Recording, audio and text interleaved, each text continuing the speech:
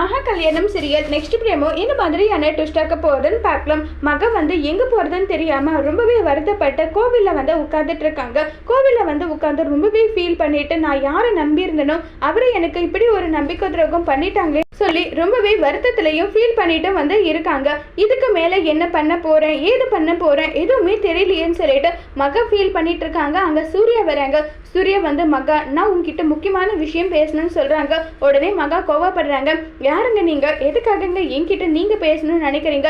நீங்க பேசுற அளவுக்கெல்லாம் நான் ஒன்றும் ரொம்பவே வந்து உங்களுக்கு முக்கியமானவங்க கிடையாது. யார் முக்கியமானவங்களோ அவங்க கூட போயிட்டு நீங்க தாராளமா பேசுங்க. உங்ககிட்ட போயிட்டு நான் என்ன சொல்ல போறேன்னு சொல்லிட்டு பேசுறாங்க.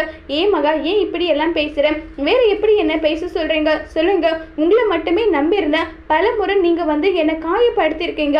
அது எல்லாமே அதை பத்தி கூட நான் கவலைப்படாம உங்களுக்காகவே நான் இருந்தேன். நீங்க ஏன் மனசை நோக்க அடிச்சிட்டீங்கல்ல, ரொம்பவே சந்தோஷமா இருங்க. அந்த அழுகையோட குழந்தை அந்த குழந்தையோட வாழ்க்கையை பத்தி நினைச்சுதான் நான் தனியாவே வந்துட்டேன். என்னுடைய லைஃப்பை பார்த்துக்க எனக்கு நல்லாவே தெரியும். நீங்க வந்து எதையும் பண்ணாம இருந்தாவே அது போதும் நல்லா சொல்லி ஃபீல் பண்றாங்க. இல்ல மகா உங்ககிட்ட நான் பேசி ஆகணும், உங்க கூட பேச நான் தயாரா இல்லைன்னு சொல்லிட்டு மகா கோவப்படுறாங்க. அதோட இந்த பிரமவை முடிச்சிருக்காங்க.